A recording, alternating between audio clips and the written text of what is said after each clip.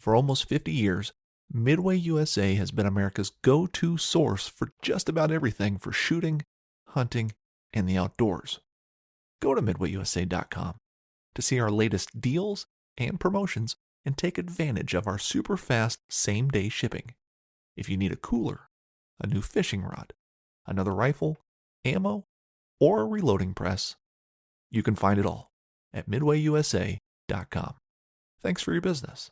Friends of NRA is your chance to support our Second Amendment rights and preserve America's hunting traditions. Join Friends of NRA at one of our 600 exciting events nationwide. From games to auctions and exclusive firearms, Friends of NRA events are your chance to support a cause you care about while having a great time with patriots in your community. Whether you're a seasoned shooter, an avid hunter or outdoorsman, or passionate about freedom, there's a place for you within Friends of NRA. Visit friendsofnra.org to find an event near you. Stand up for freedom with the Friends of NRA. So when I set up my strategy of my hunt plan, I've got, like I said, 5 options.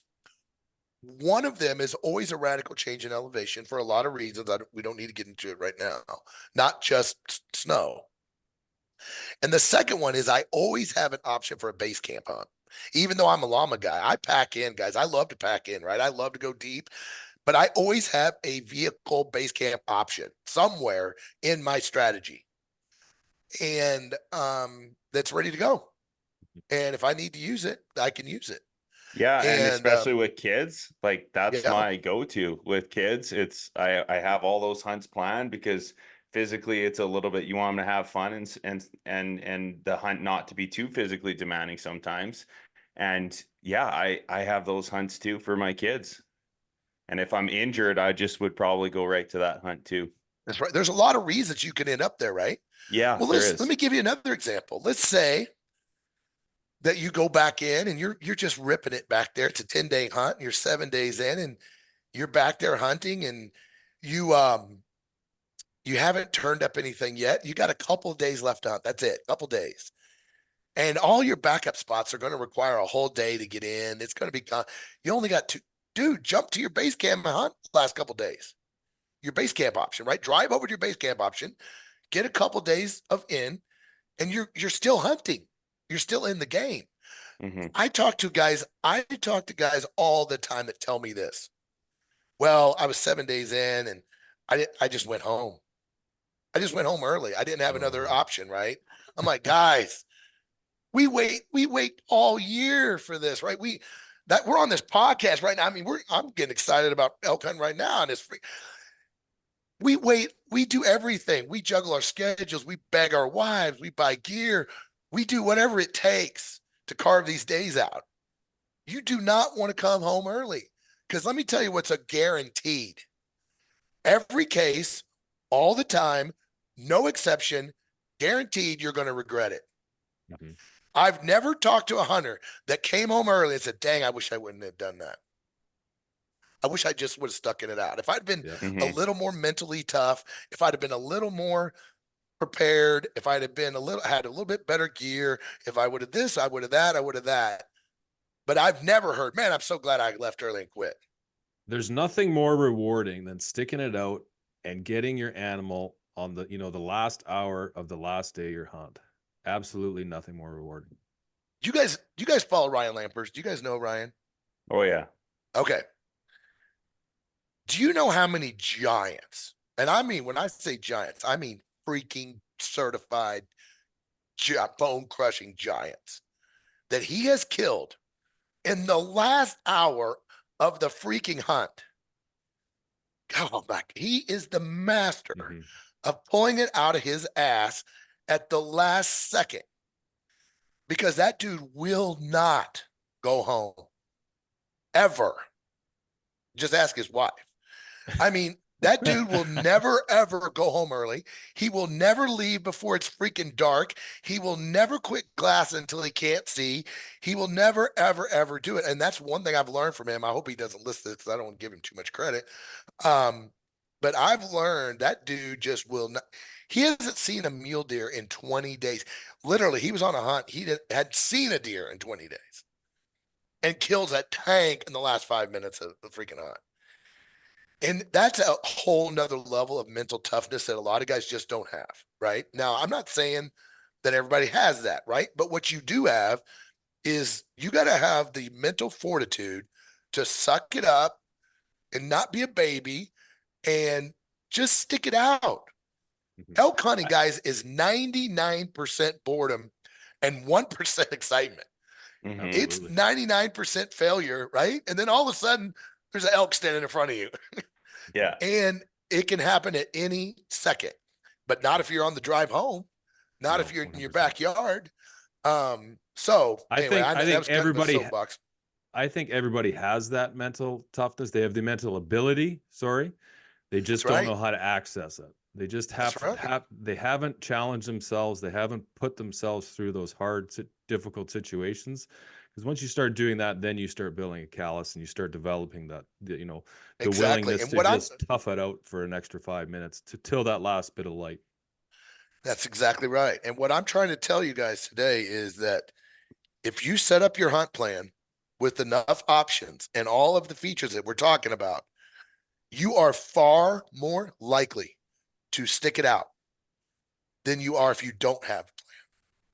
If you don't have a strategy and you don't have a plan B and you don't have a base camp and you don't have a hunt area at a different elevation and you don't have these drive options we were talking, if you don't have all these things worked out, you are far more likely to pull the plug and go home early. Guys, we all miss our wives. Well, some more than others. Um, we all miss our kids. We all, guys, it's a very common thing. And if you don't, then something's wrong with you, right? Something's wrong with you. Yeah. But if you got to get your mind right, as much as you work on your fitness, much as Kevin, every, almost every selfie I see of him is some kind of bench press or something he's doing, right? Uh, as much as you work on that, as much as you work on That's that, our poster boy right there for Yeah. focus you got to hunting. work on the mental Yeah. toughness side too, guys. You've got to be ready. You got to do self-talk. I know this stuff sounds crazy, but um, you know, I know this is going to sound crazy, but I hunt a lot of days. So one of my secrets is I do, 20, 30 days at a stint sometimes. I did 42 days with 2 days off bear season this year, That's a lot, this man. past year. 40 days is a long time, right? Oh yeah. But I've got a lot of motivational books. I've got a podcast and stuff like that on my phone. And you'd be surprised what a Andy Frisella podcast will do to you when you're like feeling down and out. And he's like, "Are you going to be a baby? Are you going to suck it up? Are you going to?" And you're like, "Well, no, I'm not going to be a baby. I am going to suck it up." And some of that can really lift your spirits, guys, on that. Mhm. And so don't discount some of those tactics as well. All right. Sorry, we got a little rabbit hole, but it's all good stuff. All right. So next up is the strategic hunt plan section. We've been alluding to this all the time. I'm not going to spend a lot of time. I put this in the middle, because I didn't want it to be all the way at the end. Because I felt it's important. You got to know how it is sometimes, guys. You almost have to know your end goal early. So that when you work through a course or something like this, you have to know what are you working towards. If you put it at the end, sometimes you're like, okay, Mhm. oh, I hope that makes sense. Yeah. Well, So again, that's another good reason why you do this now, not later, so you can go through the whole thing and then you can work your way back through it. Yeah, just like Derek was saying earlier. yeah. So the strategic hunt plan part, guys, I'm not going to say too much more because we've been beating this one to death. It's really just the strategy, how we put it together, putting together all those various options. But what I can't stress enough is it is vitally important that you write it down. Guys, most guys go on their hunt, they open up their phone, and it's a sea of red. It's the default icon, red, or it's orange if you're go hunt, or it's red if you're Gaia, orange if you're go hunt, red if you're Onyx. I don't know what Spartan Forge is. I don't know what their default color is. I can't remember. But you open up your screen. How many people open up their screen right now? I wish you guys would open up your screen and hold it up. Show me your hunting spots. But it's just all red. That means nothing hardly to you. Kind of know a few Mhm. things. but you don't have your notes, you don't have thoughts, you don't know why you picked spot A over spot B or this glassing spot. Why is this a number one glassing spot, number two glassing spot, or a tertiary? Your rating systems, all the things, guys, is all part of this plan. And all I am doing in this course when it comes to this part is I'm not telling you exactly how to do it. I'm telling you how I do it. And you might want to tweak it. For example, I use different icons for different features, but I always use the same icon for that feature. For example, benches. If I find a bench area, meaning, topography, a flat area on a slope that I'm interested in that meets all my criteria, I use an icon for that bench. I use an icon for saddles. I use an icon for feeding zones. I use an icon for camps. I use icons for all things, but I have a master legend for that, right? And then I go one step further. Every icon gets a color for me. Red, and that's bad. Don't use red because red is the default. Orange is the primary color. That means it's a high level of importance. Blue or purple is my secondary, and then purple or blue, whichever one, you get my point. You got three colors for priority. So when you see a bench that's orange, you're like, okay, when I dropped this pin, that was an important bench area for me. Okay, fine. Well, then I go the third level is any features that I find that are, I think, outstanding, no matter what they are, I give them a star. It's a star icon. Almost every hunt platform has it, and I give it a star. And this is why. So if I find a bench that's just money, it's on a north slope, it's 3/4 of the way up, it's in a drainage with no trail, it's got a freaking opening in it where there could be some edge habitat, it's got a creek running through the bench. I'm like, okay, this is a good bench. Star. Why do I do that?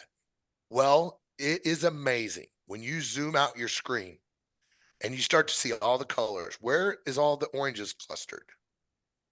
Where are all the blues clustered? And then more importantly, where are the stars clustered? You're like, well, look over here. I got 3 star icons right here, and I don't have any anywhere else. Well, it's pretty obvious that this is starting to visually look important to me, right? But think about it. If it was all your default color, it would just look all the same.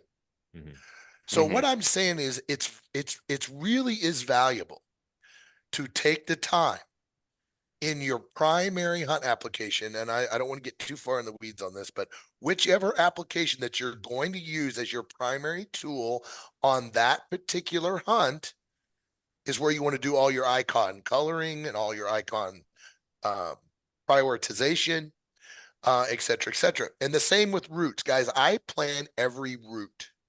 I trace every trail that's established. I plan all my off trail.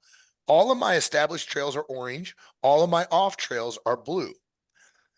So, guys, what I'm telling you is that when you open up my app and you're looking at hunt area A, it's almost like a piece of art. You're looking at it and it is starting to make it's speaking to you, right? It's telling you something. It's actually telling you a lot about where you should be concentrating your efforts. But without that level of custom markup, your hunt plan is pretty generic and it's pretty plain and guys, if you're old like me and you've hunted elk for 33 years and you hunt for 80 days a year, you look at those waypoints, you're like, holy shit, what does all that mean down there? What's that glob of right? Have we all looked at so taking the time to develop a system is really, really, really important. So anyway, I hope you got just on something the from routes. Personally, taking the time to, especially at dark, like you're trying to go through some of these trails, and there's some that are safer than others. Just knowing and understanding, have a way. Like after I finished your course, I rewalked a lot of those trails. And I looked at the topography lines and saying like, okay, I know the zones of pressure. If I shoot an elk in there, what's the most efficient way to pack them out? Yeah. And if I got to go in the dark if I gotta take my kid with me, what's the safest routes, and then what's the most efficient? So I'm not dropping down into blowdowns at night and trying to pack out, right? Then I have a designated trail, and I know it's following topography. It might be little bit longer, but it is overall easier. Well, Yeah. I am so glad you said that because I cover routes quite a bit in my course, but I didn't do a good enough job. I am adding an entire module to route planning. There is so much to this that we can't even scratch the surface today. And most people are like, yeah, what, how could it be that complicated? It's not complicated, but there are some strategies that are going to change the game for you. If you start doing what Derek just mentioned is so subtle, but so important for guys that are, if you didn't pay attention to what he was saying, let me give you an example. You've got your route traced into camp. Remember, I said that you knew you could get to camp in 2 hours. Well, how do you know that you could get to camp in 2 hours? You can't just look at the topo map and figure that out. Well, you can if you've got tons of experience, but if you trace the route and you know the distance and you know the elevation gain, so you know, okay, it's 3 miles, it's 2,000 feet of elevation. Okay, it's going to take me approximately 3 hours. What, right? So you know that route, and that's all in your notes, guys. This is all in your notes. And then when you get to camp, you've got this ridge that's above camp. It's about let's say it's call it 2 miles up. Well, you've routed, it's off trail, like we said, right? You've looked at Google Earth. You've planned the best route through the cliffs, through the topography, and you've traced it in blue up to glassing spot A. Well, now you know how far that route is and how much elevation it is. So now you know how long it's going to take you to get to glassing spot A. The worst thing you can do is get to an elk glassing spot an hour after daylight. You're not helping yourself, guys. When you get to your glassing spot an hour after the elk have already walked into the timber, right? So how many guys do that? They do it all the time because they do not know how they underestimate how long it's going to take them to hike all the way up there, right? But here's what's more important. How many guys do you know that are setting on glassing spot A? They hike 2 hours to get up there, and they're like looking at they're in grizzly country. They're looking at their watch and they're like, man, we got an hour before dark. I should start heading back so I can find my way back. All the freaking time. It happens. But if you got that blue line already routed, and you know it's a solid route, you know you're not going to get cliffed out. You know it's the same way with laying a track on the way to the route, right? If you've got a route to follow on your phone in the dark, you're 90% more likely to stay during the prime time than you are if you have no route and you're like, I got to get back to the trail because it's going to be a nightmare to find my way back if I wait till dark. I feel What like I've done. that happens so many times to folks. They Oh, just leave absolutely. a little too early, and like last light is the best light. That's right. And first light. What I've done in a couple of my main trails that I go into, a couple of my spots, whether they're going up into slides or whatever, like we've talked before, I'm in some nasty ass steep country here. But if it's like a main trail that we use to access certain areas, and then at a certain point we'll branch off from there, what we've done in the past is we'll actually stick some of those thumbtacks that shine for the walk home or the walk in for that matter. Because if you got to get way up high to a glassing spot, sometimes these areas that there's tons of trails and you can get off a trail if you're not, if you don't know it well enough. But if you got a couple thumbtacks here and there that glow, or sorry, that reflect light on your way up or on your way down, it's just one less thing you even have to consider. Not that you're relying on it, but it's nice to have, be like, oh yeah, there's my thumbtack there. That's right. It's not like you have a whole ribbon of them, but a couple of them here and there on a trail that you run all the time. It helps. Some critical spots, right? Yeah. You're not doing it on every trail that you walk up, but it's like these are key ones. Well, for you guys too that are newer, that are listening to this, and don't have a ton of experience with the apps and navigating. So when I started hunting Oh, this is pretty freaking old. I wish, dang it, I should have brought, I still got my first GPS. It's downstairs. If we record another segment, I'm going to bring it on and show it. You guys, it's about this long. It's about 12 inches tall. It's got a flip open screen. It takes 16 AA batteries and it only lasts for like an hour. And the only thing it told you was your latitude, longitude, and what direction, what bearing you needed to go and how far it was. That's it. No toe, no nothing. Like I said, I'm old. But so when GPSs first came out, guys, I know people might know this, but I don't know that they really know it. There used to be this thing called selective availability, where they were worried back in the day that people would they use these things for nefarious reasons, and so they purposely jammed the GPS signals or did something to the signals to make them less accurate, right? Mhm.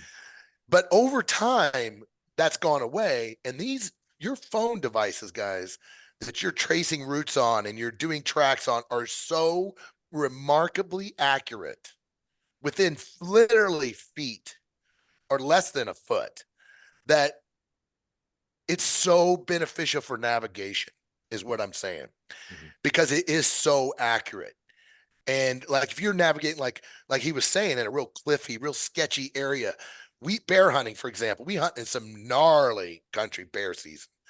Navigating that cliffy stuff in the dark is it's Mm-hmm. you don't even you're going along, you're like pitch black dark, and all of a sudden your headlight it's not reflecting off anything. You're like, well, what is that down there? Mm-hmm. It can be a little unnerving.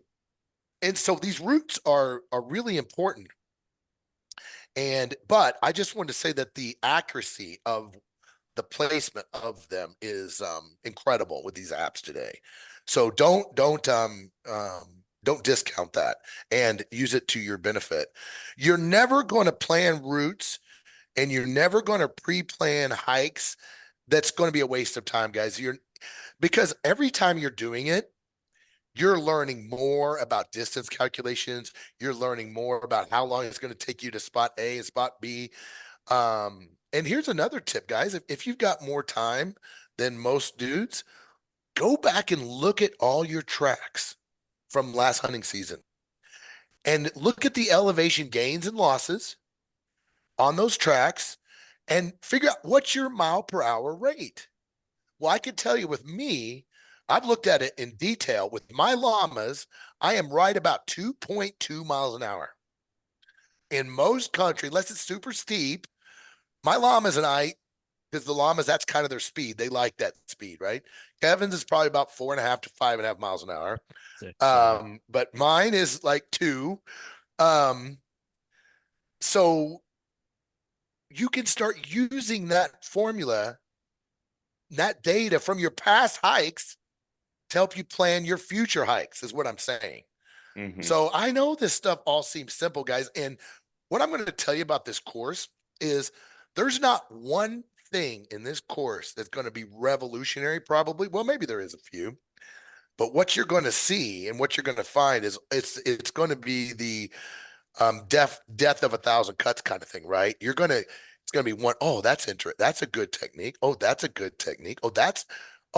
Playing using colors for priority. I wasn't thinking about that. I was already using icons, but I wasn't using colors. Okay, that's good.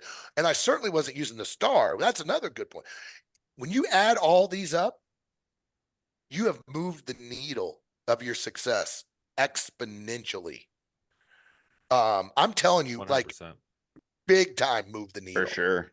Mhm. Yeah. So And I it's think not that's what separates what you're saying before, the 20-80% rule, right? Is like right. death by a thousand cuts, is that the guys doing it successfully every year, they know, like they've experienced they've gone through it, they've made mistakes, they've learned from them.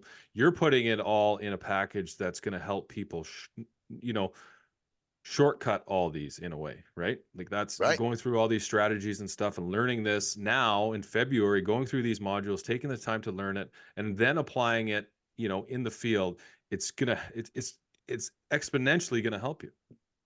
Well, I'm going to say one more thing that people don't. Again, I always like to say I call myself Mr. Obvious sometimes because sometimes I just like to talk the common sense things, right? That seem so simple, but are often overlooked. Like a lot of the things we're talking about, right? Yeah. But let me open your eyes to a simple fact. So people know who Ryan Lampers is, right? We already talked about that. So Yeah. Ryan hunts elk about like me. We both hunt about somewhere between 80 to 100 days a year. We are lucky to be able to hunt elk that many, or not elk. We're lucky to be able to hunt that many days a year, right? Well, think about that for a minute. So the average, since we're a lot of the average Canadian that works as in another job besides the hunting industry, and he's got a wife, he's got kids, he's got 10 days to hunt, right? Let's say he's got 10 days to elk hunt. I feel sorry for you if you only have 10 days, but I know a lot of you do. I'm just kidding. I that's how I used to be as well. So you got 10 days to hunt. Okay. Lampers hunts 100. For every year that he hunts, guys, he's got 10 years of experience on you every year. Oh, yeah. So in 10 years, he has 100 years of experience. Compared to a person averages. Guys, it cannot be ignored. No. It is so overwhelmingly in his favor that you can't ignore that. So then you're like, well, what does that mean, Mark? You just ruined my whole season when you said that.